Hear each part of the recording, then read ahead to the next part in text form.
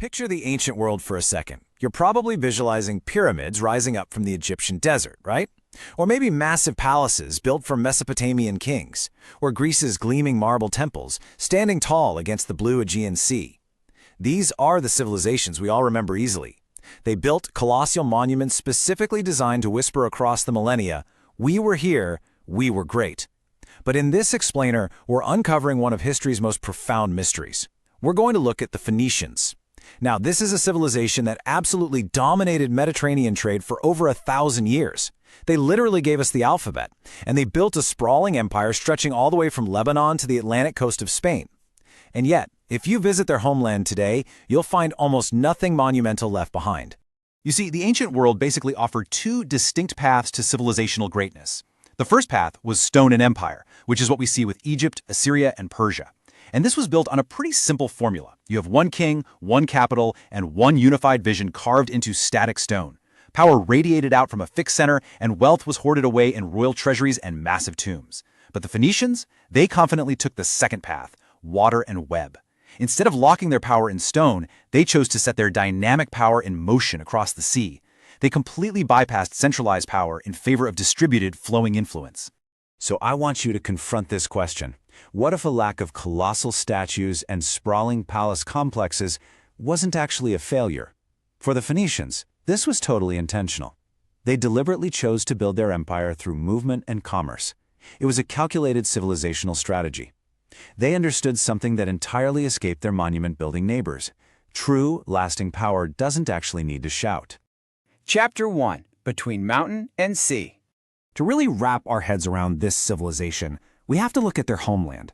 Imagine standing right on the Levantine coast of modern Lebanon and looking inland. You've got the Mediterranean stretching endlessly behind you, but right in front of you, these steep, unforgiving mountains rise up almost immediately. It left them with just this narrow, squeezed ribbon of usable land. There were no vast river valleys like Egypt's Nile, no endless fertile plains like Mesopotamia. It was literally just mountains, a thin strip of coast, and the ocean. But here's the genius part. They transformed that profound geographical limitation into their absolute greatest civilizational strength. The sea itself became their empire. Chapter 2. The Choice. Faced with those incredibly limited resources, they didn't even try to rival the monumental architecture of the empires next door. As the historian Sabatino Moscatai puts it, they chose commercial pragmatism over royal display. So while neighboring empires were busy hoarding all their wealth in dead kings' tombs, the Phoenicians were investing everything into ships, artificial harbor installations, highly efficient workshops, and booming commercial centers. If you walk through the archaeological remains of their cities today, you're not going to stumble upon sprawling palace complexes. What you will find is practical, working infrastructure. They built workshops that produced purple dye worth more than its weight in gold, and glassware completely dazzled foreign kings.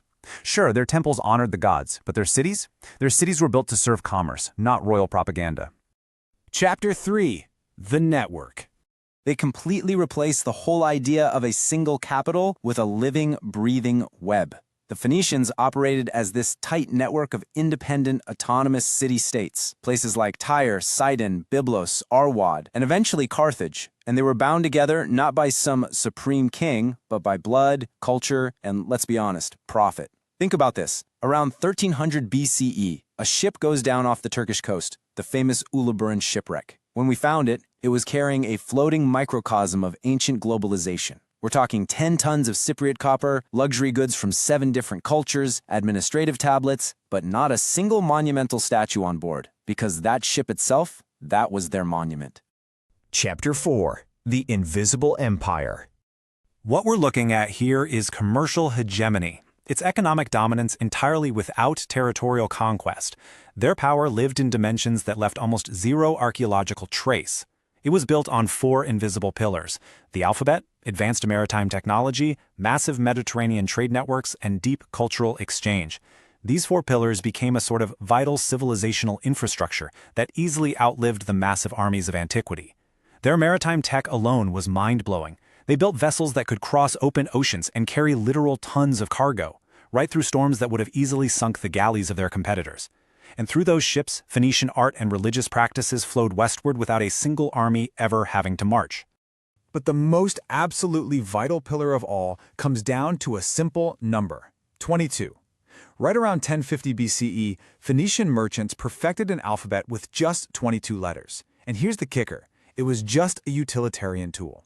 It was designed by merchants who simply needed a faster, better way to track their shipments. But with those 22 characters, any sound could be captured, any contract could be written down. It could be learned in a matter of days, rather than the years and years required to master Egyptian hieroglyphs. This simple merchant tool literally became the infrastructure for the human mind, and it has outlasted every single pyramid ever built.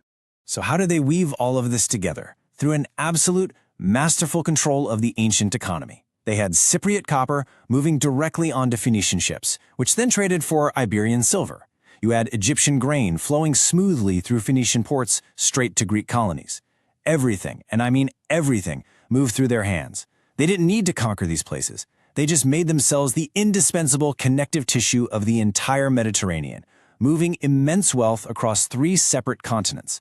As historian Glenn Marco perfectly sums it up, the Phoenicians built an empire not of stone, but of ships and cities, trading posts and colonies bound together by the sea. Their cultural exchange, their art, their trade networks, they traveled globally. They really were the great cosmopolitans of the ancient world. You could literally sail your ship entirely through their empire without even realizing you were inside it. Chapter 5. Why History Forgot. Okay, so this brings up a huge paradox. How does a civilization with maximum economic and cultural influence achieve minimum visibility in our modern archaeological record? Well, it mostly comes down to materials. Stone survives. You can photograph stone monuments, you can measure them, you can dig them up thousands of years later. But wood? Wood burns. Wood rots. The Phoenicians preferred working with wood, mud brick, and papyrus, so their magnificent cutting-edge ships just rotted to nothing. Their beautiful textiles disintegrated. Their vast administrative records just decayed away. The physical erasure of the Phoenicians wasn't a mystery, it was just a matter of chemistry and time, leaving behind only the giant stone monuments of their rivals. But we also have to talk about politics, because history is always written by the victors. Classical Greek and Roman historians came from societies that deeply valorized military glory and conquest. To them, commerce was, useful, but maybe just a little bit vulgar. So they systematically rewrote the history books to minimize Phoenician achievements. And then, the nail in the coffin. In 146 BCE, Rome fought a massive war to destroy Phoenicia's greatest colony, Carthage. They burned it to the ground, sold its entire population into slavery, and then systematically Romanized the remaining colonies, basically erasing their Phoenician identity from the map forever. Chapter 6. What Endured. Because of all that erasure, we fundamentally underestimate the Phoenicians today. We treat them like this quirky historical footnote. But in reality, we are literally swimming in their influence right now. Their infrastructure survives right in the very bedrock of modern society. Alphabetic literacy, which is the foundation of our philosophy, our science, our law, that's spread because of them.